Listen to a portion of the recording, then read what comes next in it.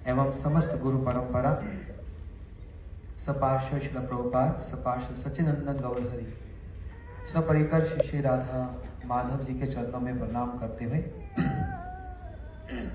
मेरे ज्येष्ठ गुरु भ्राता पूज्यपाद भक्ति विभूत बदान महाराज जी के चरणों में प्रणाम करके और हमारे समस्त गुरु भ्राता गणों को भी, सन्यासी वर्ग और हमारे ऑडियंस में वैष्णव और वैष्णवी, मुझे समझ नहीं आ रहा ये विवाह का उत्सव है ना कोई सत्संग चल रहा है।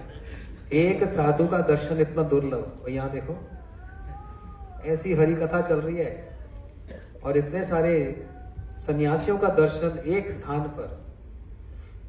जानते हो कारण क्या है? इनके परिवार की जो भक्ति है, गुरु महाराज जी के चरणों में इनका जो अनुराग रहा और फिर बाद में बच्चों का भी जो भक्ति किया, जो वैष्णव सेवा किया, उसका आज परिणाम देखो कि विवाह के पर्व पर इतने सारे श्रेष्ठ वैष्णव का दर्शन और उनके मुंह से हरि कथा प्राप्त हो रही है। समय बहुत हो गया, महाराज जी ने आते ही कह दिया 5 बजे से चल रहा है, मैं अधिक समय नहीं लूंगा, कीर्तन होगा, प्रसाद होगा। लेकिन परमेश्वरी दीदी हमारी गुरु बहन, जब हमारी गुरु महाराज से दीक्षा हुई थी तो दीक्षा लेने के उपरांत मैं और मेरे गुरु भ्राता माधव यपू, हम लोग दिल्ली में कुछ ग्रंथ छपाने आते थे और वो रैकमो भी यहीं पर ही है, राकेश जी मुकेश जी भी यहीं पर ही है। तो उसी बीच में कभी कभी क्या सुनील प्रभु और नीला माता जी और हमारी सुदेवी माता जी, सर्वेश्वर प्रभु और ये परमेश्वरी दीदी और प्रभु जी, इनके साथ संपर्क होता था। मतलब पहले से जानते थे, तो कथा होती थी इनके घर में एक साथ बैठकर, और इनको हम जगन्नाथपुरी ले गए गुरु महाराज से दीक्षा कराने। इस प्रकार माधव पेपू कथा बोलते थे, मैं तो उस समय नहीं बोलता था। तो इनकी दीक्षा हुई तो एक बार, और हर महीने हम लोग चले जाते थे पूरी, किसी ना किसी को वहां पर दीक्षा करवाने, हर महीने। और गुरु महाराज जी भी देखते थे, है फिर आ गया। माधव पेपू, हरे कृष्णा, माधव पेपू नाम ही लिया तो कथा यही सुनाते थे। और इस प्रकार से ये सब एक गुरु महाराज से सब जुड़े और पूज्यपाद बुधान महाराज जी का आशीर्वाद रहा सब पर। तो गुरु महाराज जी, एक माधव पेपू ने एक बात पूछी थी गुरु महाराज से। कहते हैं गुरु महाराज, हम थोड़ा थोड़ा कथा सुनाते हैं तो बड़ा मान सम्मान आदर मिलता है, तो भय लगता है, इस प्रतिष्ठा से भय लगता है। लोग प्रणामी भी देते हैं, प्रणाम भी करते हैं, आदर भी देते हैं, फूल माला भी देते हैं, तो भय लगता है। गुरु महाराज सुनते ही कहने लगे, तुमको अपने भय की चिंता है, महाप्रभु की सेवा की चिंता नहीं है। गुरु महाराज ने कहा महाप्रभु की सेवा प्रधान है, निष्कपट रूप से महाप्रभु की सेवा करो। इस प्रकार से ये सारा परिवार धीरे धीरे गुरु महाराज से ये सब जुड़ते गए। तो इन्होंने जो वैष्णव सेवा, गुरु जी की सेवा की, उसका परिणाम देखो, आज इतने साधुओं का दर्शन यहाँ पर उपलब्ध हुआ।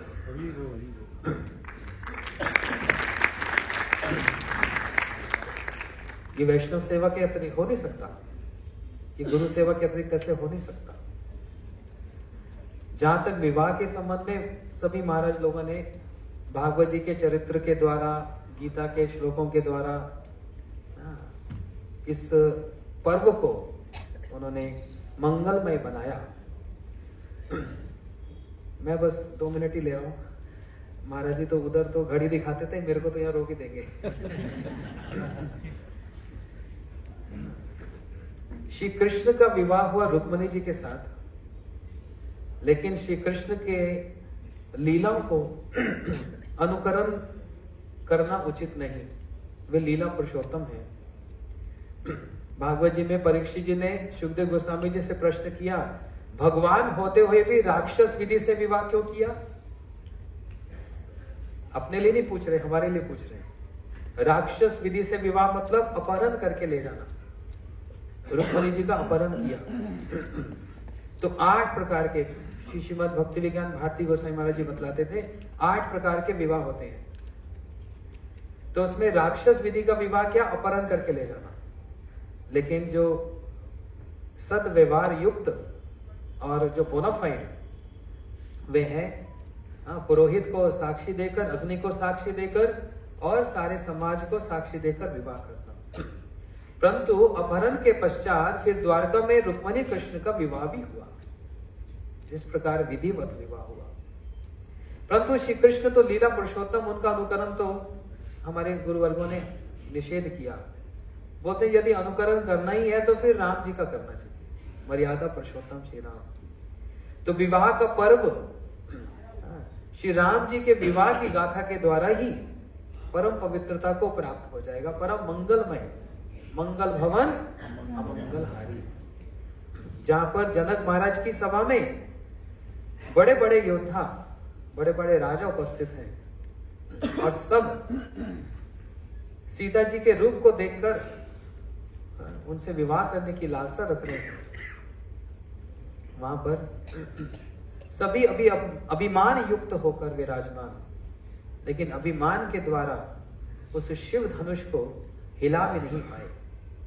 तब सीता जी दूर से ही राम जी को इंगित कर रही हैं, प्रार्थना कर रही हैं, प्रभु आपके बल पर कोई किसी प्रकार का संशय तो नहीं, परंतु मेरे को मन में भय है, कोई राजा यदि धनुष उठा लिया तो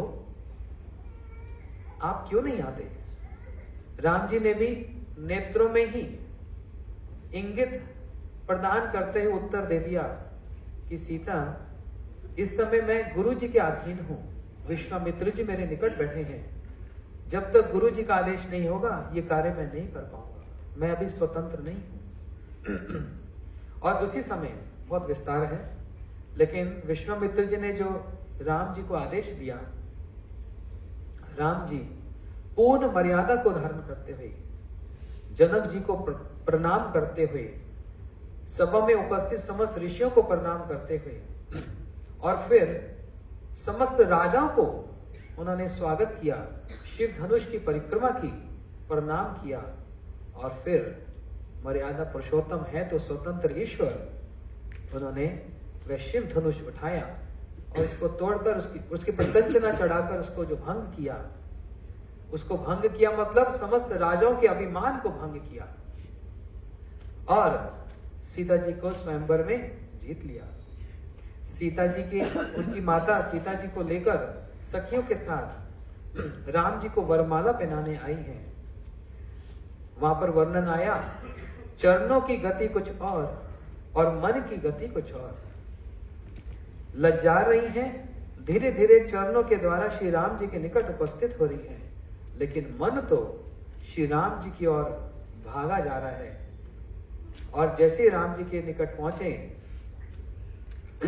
सीता जी अब वरमाला जब पहना रही हैं, राम जी थोड़े लंबे चौड़े हैं, सीता जी थोड़ी छोटी है, वे माला उनके कंठ पे कैसे धारण कराएं, उसके लिए राम जी को थोड़ा सा झुकना पड़ेगा। राम जी ने विचार कर लिया, ये मस्तक गुरुजनों के समक्ष ही झुकता है, ये तो किसी और के आगे नहीं झुकेगा, भले ही विवाह का प्रसंग हो, ये मस्तक गुरुजनों के निकट ही झुकेगा। राम जी अपनी मर्यादा में बंधे हैं और सीता जी प्रार्थना कर रही है, थोड़ा सा झुक जाओगे तो आपका क्या जाता है।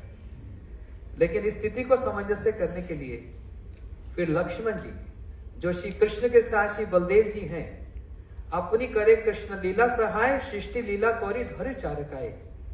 जिस प्रकार बलदेव जी भगवान की समस्त लीला को उसमें भाग देते हैं, सेवा करते हैं, ऐसे लक्ष्मण जी भी परिस्थिति को समझते हुए श्री राम जी के चरणों में जो नमन किए, जो साष्टांग प्रणाम किया, प्रभु राम, भैया राम, आपने तो शिव धनुष को तोड़ दिया, कोई बहाना तो चाहिए था।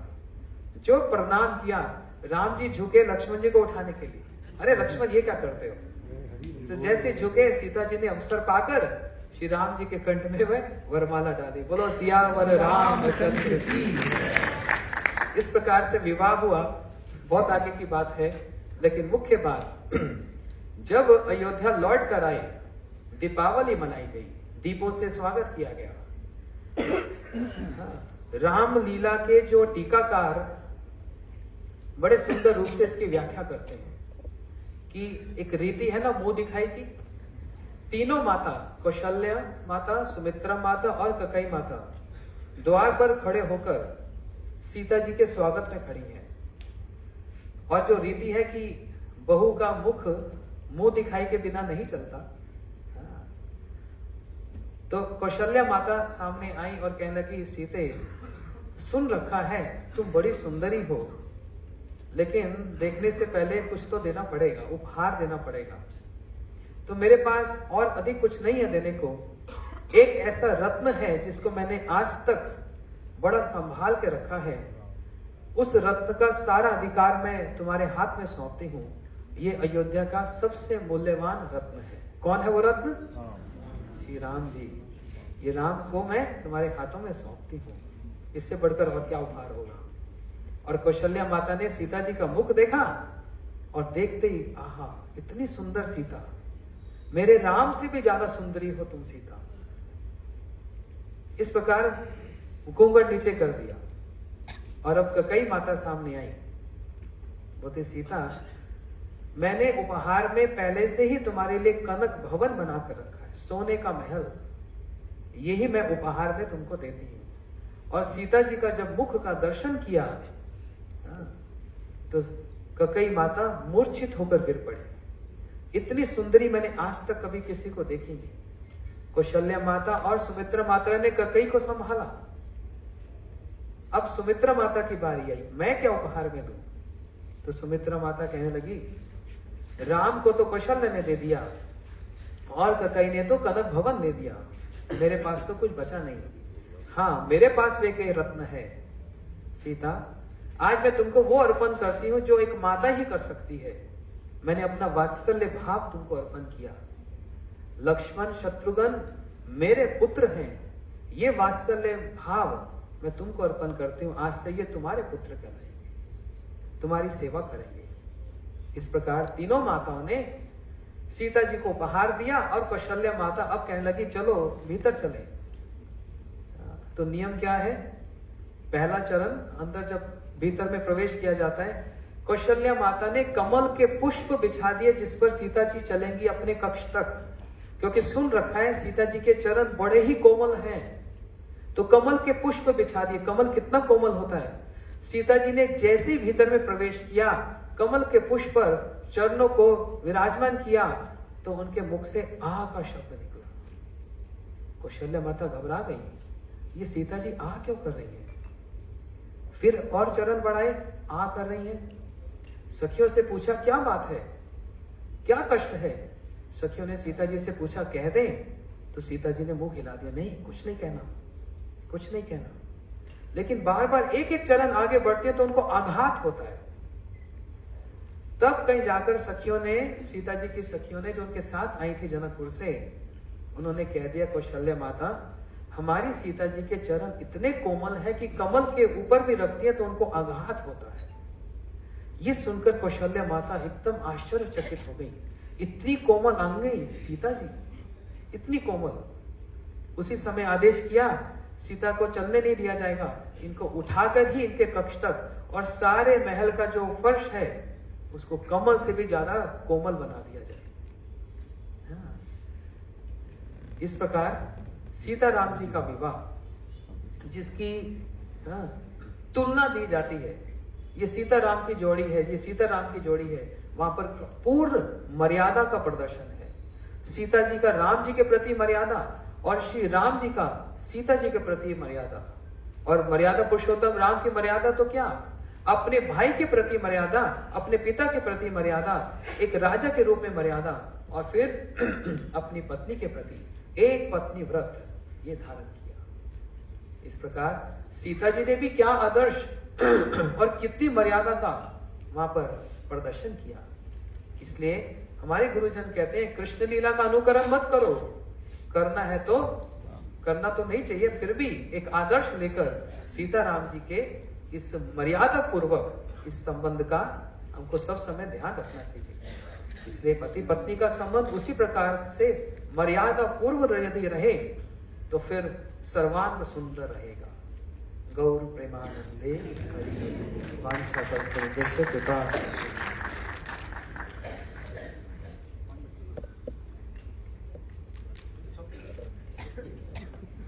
बोल भाई।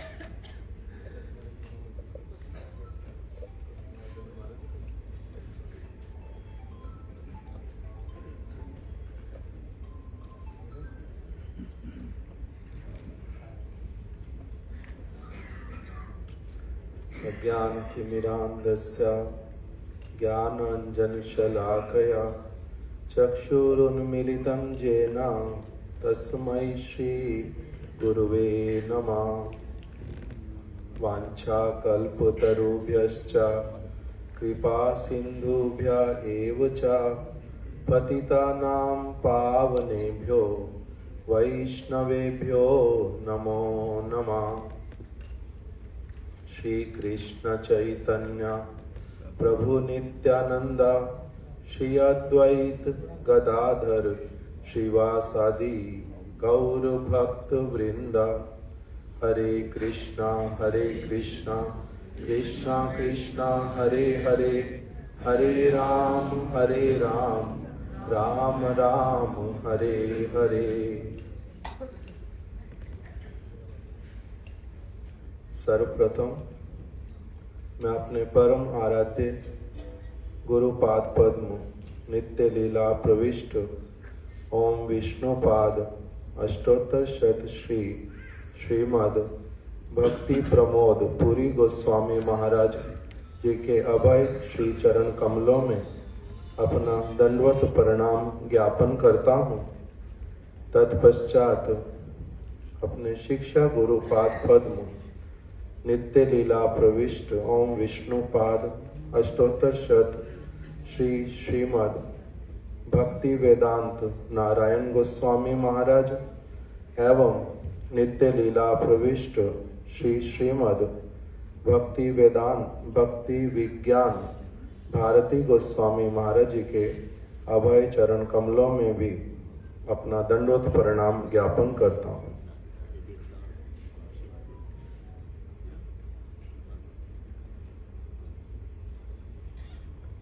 यहाँ पर उपस्थित मेरे ज्येष्ठ गुरु भ्राता एवं श्री गोपीनाथ गौड़िया मठ के वर्तमान आचार्य श्रीपाद भक्ति विबुध बोधायन महाराज जी एवं ज्येष्ठ गुरु भ्राता श्रीपाद रामचंद्र प्रभु जी, इनके श्री चरणों में भी प्रणाम करता हूँ।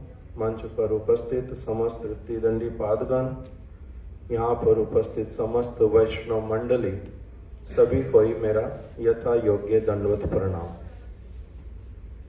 कथा यद्यपि मैं जब अभी बाहर आया तो संजय प्रभु जी उन्होंने बताया कि कथा बहुत सारी हो चुकी है और कार्यक्रम एक बार समाप्त होने को आ गया था। फिर हमारे पद्मनाभ महाराज जी और वही तो पद्मनाभ महाराज जी और बोधायन महाराज जी हमारे वो आ गए और इस कारण से फिर से कथा हुई। फिर वो कहते जब फिर समाप्त होने वाला था तब मैंने देखा सिद्धांति महाराज आ गए, अब मैंने देखा आप आ गए हो।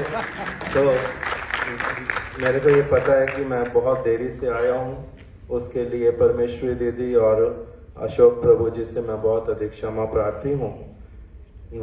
किसी कारणवश ऐसा हुआ, अन्यथा लज्जा ही आती है वास्तविक रूप में कि सभी वैष्णव लोग विशेष करके हमारे श्रीपाद भक्ति विबुध बोधायन महाराज जी वो यहाँ पर उपस्थित हों और हम लोग उनसे बहुत छोटे, हमें पहले से उपस्थित होना चाहिए था ताकि हम लोग उनका कुछ कथा श्रवण कर सकें, उनका स्वागत कर सकें। वो कुछ भी नहीं कर पाया और यहाँ पर जितने भी सभी भक्त लोग उपस्थित हैं इन सब से ही मैं छोटा हूँ। इसी कारण से धृष्टता तो की यहाँ पर आने की किंतु कथा बोलने की धृष्टता नहीं करूँगा। परमेश्वरी दीदी और अशोक प्रभु जी, उनकी प्रीति के कारण ही, उनके सरल स्वभाव के कारण आज यहाँ पर हमारे सारे महाराज जी लोग उपस्थित हैं। विशेष करके श्रीपाद भक्ति विभूत बोधायन महाराज जी, मैंने सुना जो एक दिन के लिए केवल आए हैं, कोलकाता से आए हैं और फिर आज रात को ही या फिर कल सुबह कोलकाता वापस भी लौट जाएंगे। तो ये हमारी रूपाली दीदी के प्रति स्नेह होने के कारण ही इस प्रकार से वैष्णवों का यहाँ पर समागम हुआ है। ये सभी वैष्णव लोग उनके प्रति प्रसन्न हैं। इसी यही है कि इनका, इससे पता चलता है कि इस परिवार का परम सौभाग्य है जो इतने सारे वैष्णव लोग इनके प्रति प्रसन्न हैं और यहाँ पर उपस्थित हुए हैं।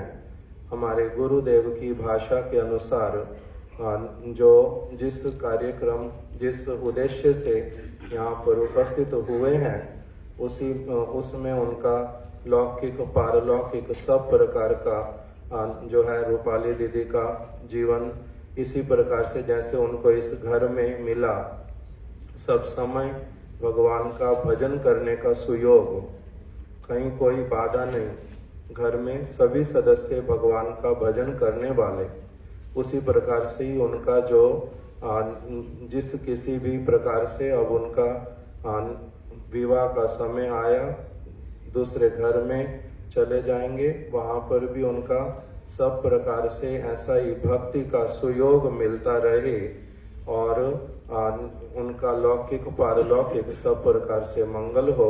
यही कहकर के मैं अपनी कथा को विराम देता हूँ। वांछा कल्पतरुभ्यश्च कृपा सिंधु व्याएव च पतितानां पावनेभ्यो वैष्णवेभ्यो नमो नमः।